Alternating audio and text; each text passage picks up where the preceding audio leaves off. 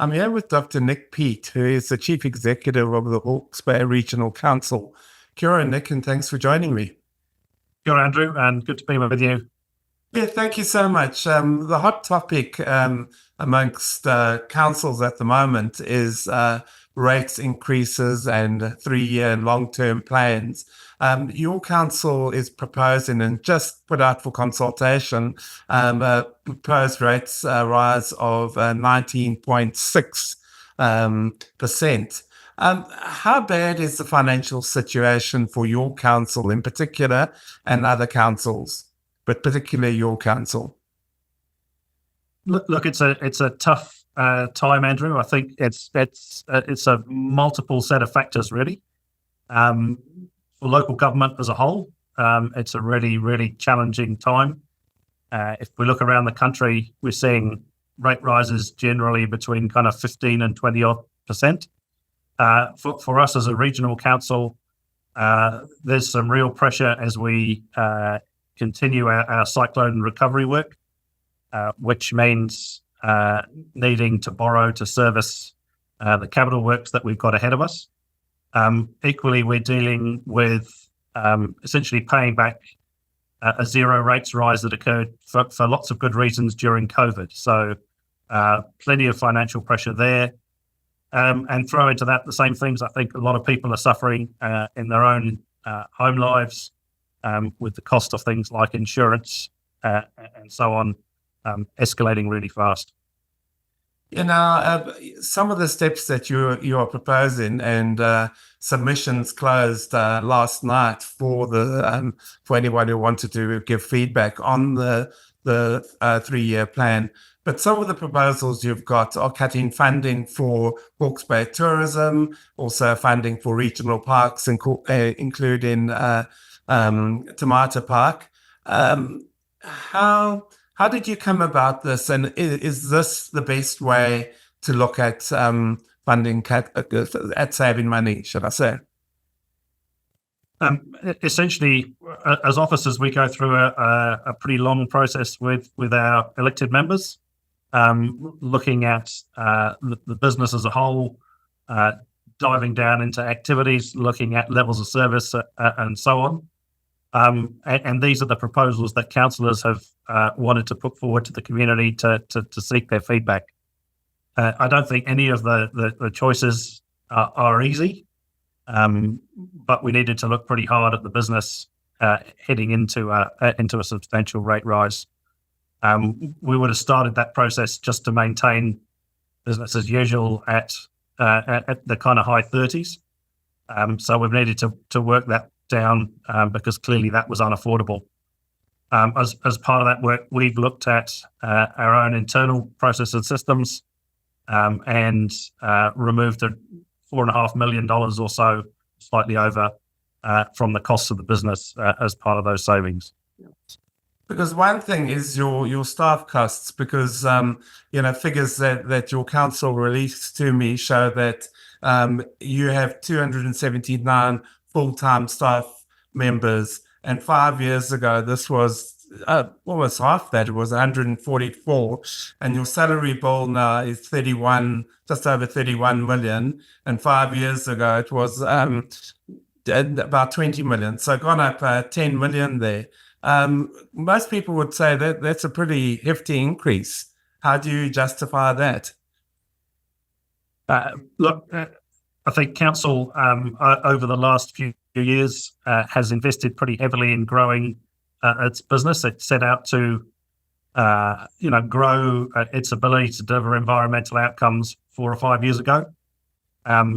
That's now been compounded with the cyclone in terms of needing to have people on board to deal with recovery.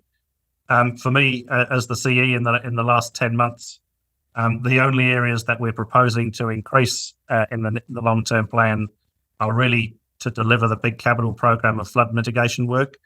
Every other part of the business is either static or declining in terms of FTEs. We're holding around 15 FTEs unfunded and vacant, so in effect cutting numbers there, and then also doing some internal reorganisation at the moment. So it's definitely been part of the mix. As we head into the next 12 months, I've agreed with council to have a really hard look at our strategic priorities in the light of what we've just been through over the last 12 months and the amount of resourcing that's going to be needed to support them. So a conversation that started, change is underway, and more change to come, I expect, in the next 3 years. Because part of those personnel costs are 9 communication staff members and marketing and communications, average salary of about 90,000. Is this not something that, because there's similar numbers for other councils, is this not something that you could share amongst councils, this service maybe? And are there other savings to be had by sharing services? It's an absolutely live conversation with all the chief executives, and where we can share services, we will absolutely look to do that. And I think what might be described as more corporate services or backroom services are really right for that. We already share opportunities around things like website maintenance. Councils have agreements over other areas of business. But it's right for ongoing look at how we can do it more efficiently across the entire region. Because also people are looking and seeing that you're saying you've got all these costs and these debts and that coming up, but actually the council isn't poor. You've got 500 million, I think, invested. Was the consideration to maybe use some of that money? Absolutely, councillors have had that discussion, and ultimately a political decision. Yeah. I guess what I'd say is that the thing that you really balance with long-term investments, and particularly whether you divest them, is a short-term gain, but potentially with long-term pain. So if you divest yourself of assets, ultimately you don't get the same return to offset rates in the future. And those are the kind of challenging discussions that councillors go through as part of the LTP process. And I understand that a lot of these questions are political decisions, but you, as I suppose the only employee of the council, the councillors themselves, you do give recommendations to them. Are there any other shareholdings that maybe the council could get sort of sell to raise capital? We have a variety of shareholdings. Obviously, the main shareholding for us is a strategic asset, and over half of that investment is our shareholding in the Port of Napier. Yeah. And that has very specific processes around it, particularly as a publicly listed company. Other areas of investment for the council are largely managed funds, and there's a small property portfolio, largely in Wellington, and a small amount of cash. So, as you say, ultimately a political decision as to how those are used. Councillors have been really focused and I've been focused in the advice I've given them around making more out of our investments. So looking to gear up HBRIC, which is the holding company that manages our investments, to drive better returns in the future. And driving better returns ultimately offsets future rate bills. Yeah. Now, a controversial decision made by the councillors last month, I think it was the move from a land value rating system to a capital basic rating system. Now we're getting stories that a lot of people, some urban ratepayers, and then also some orchardists, and that are saying that their rates are going up by phenomenal amounts. What do you say about this? And do you think this was a fair decision to make? Did you recommend this to the council? Ultimately, we went through a process over, I think, the last 2 years of looking at the change from land value to capital value, and that's wrapped up with a bunch of other changes, things like the distribution of funding for passenger transport and so on. So it breaks down into lots of pieces, but ultimately council decided to go with those changes to revenue and financing policy. It kind of works both ways. So agree, some people have seen significant increases from that, compounded by the rate increase. Other people have seen significant decreases. And you can argue, I guess, if you're in the community, both ways. Some people might feel they've been charged unfairly over previous years under a land value system. Other people will feel that they're charged unfairly in the future over a capital value system.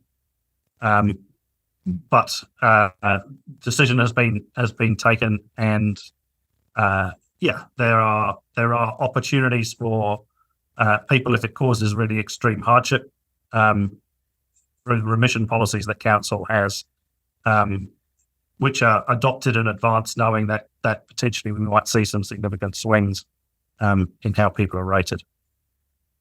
Because you had a consultation process for that, and you had about 500 submissions, of which 90% of those were against changing over. The argument is that the people that submitted were a couple percent, maybe even just 1% of the ratepayers. But there is a feeling that from that is it worth making a submission? Will the council actually listen to people? How can you assure ratepayers that they will be listened to? Oh, look, absolutely, it's worth making a submission. In my experience, and it was true of the revenue and financing policy work, councillors consider every submission really carefully, and they have really challenging and difficult debate over what to do. And I think we'll see with the long-term plan submission, and I think we're at around about late 700 submissions. There will be people submitting wanting us to do more and spend more money, and to reinstate some of the things that are being proposed to be defunded or cut. And there'll be people who are wanting us to reduce the rates as a result of the economic situation that people are in at the moment. And councillors weigh those issues up really carefully and debate them really strongly. And so absolutely submissions are important. 700 submissions, that at least shows that there's engagement out there, that people are interested in what the council does. Yeah, look, absolutely. And we received submissions all the way from Wairoa in the north down to Porongaho and the rest of central Hawke's Bay, Napier and Hastings in between. So it's a large region, and people are engaged. Councillors have had numerous sessions right across the region talking to their communities.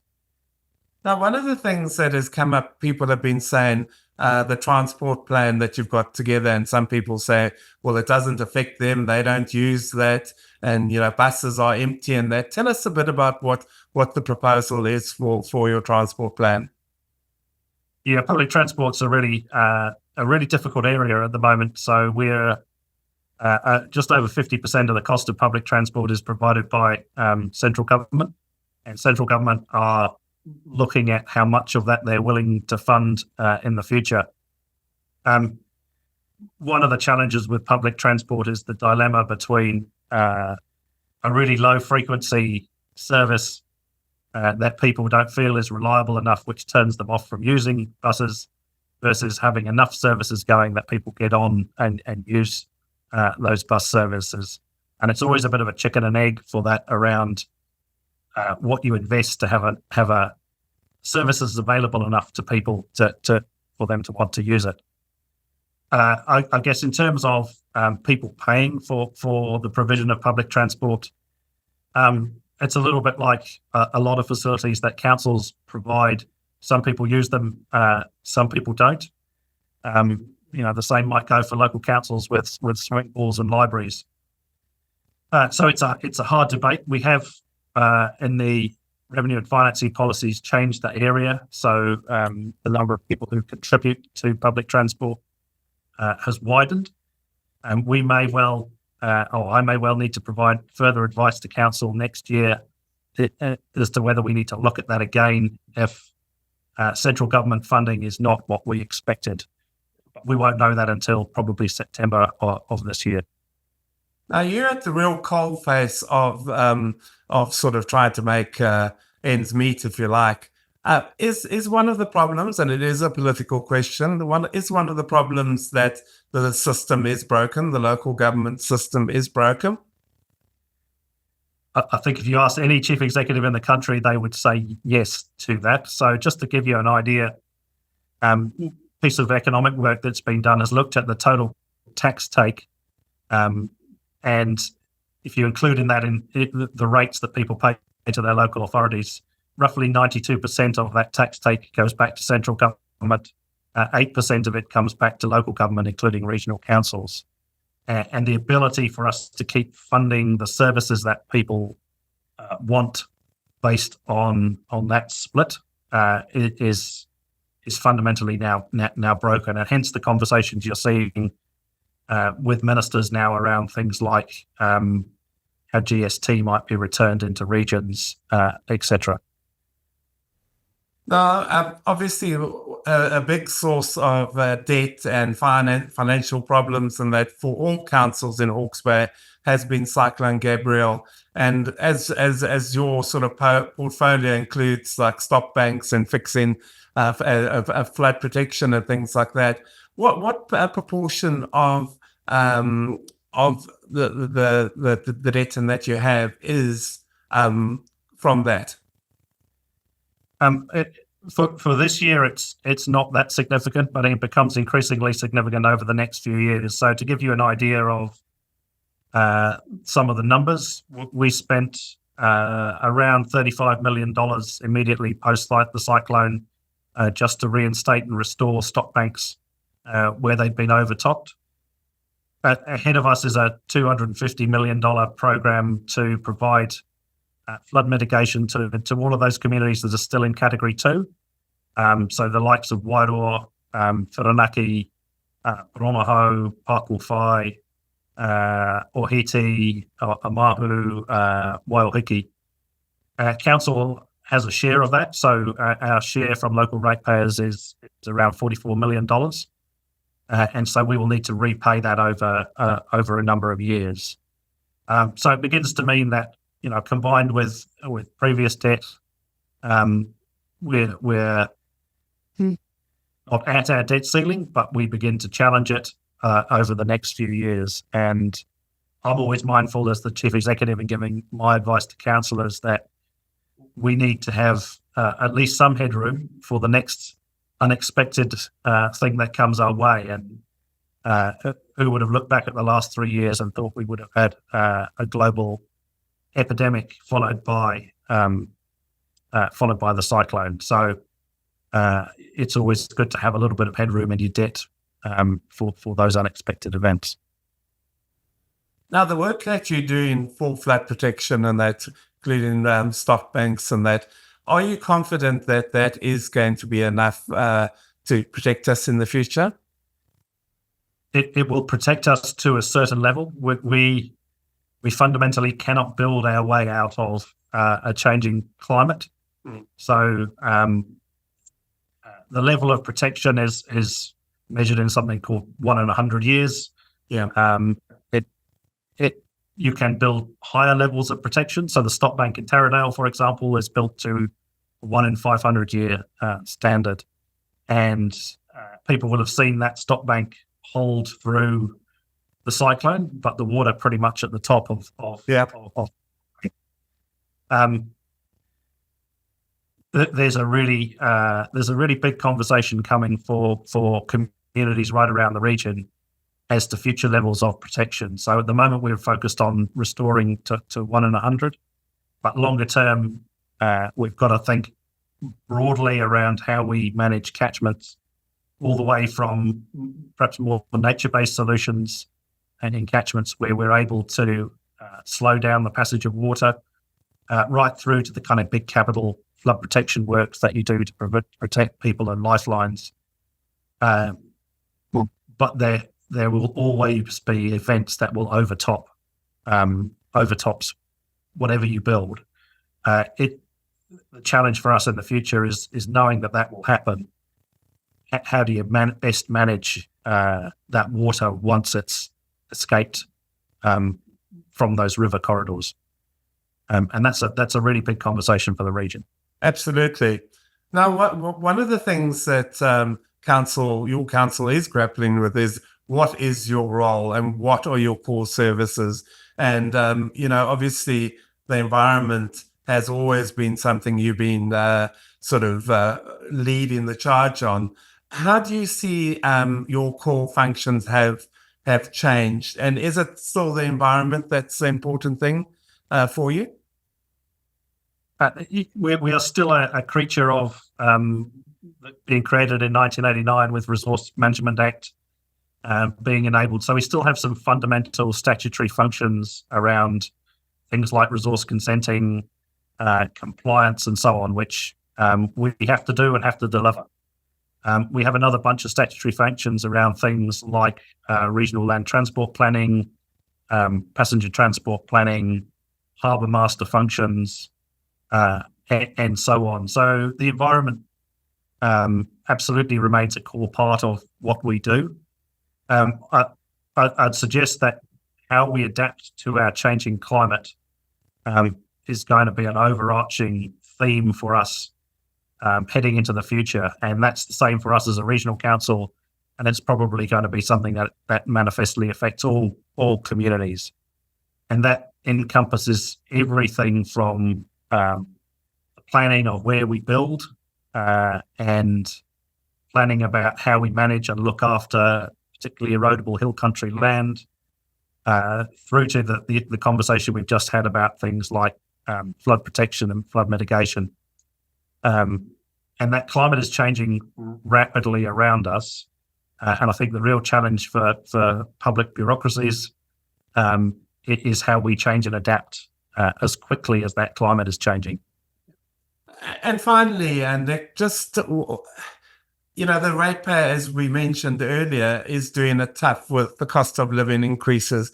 What reassurance can you give them that the council is doing everything it can to avoid rate increases carrying on exponentially? I think there's a number of things that we do. We and me in my role, look hard at the business and what we are set up to deliver.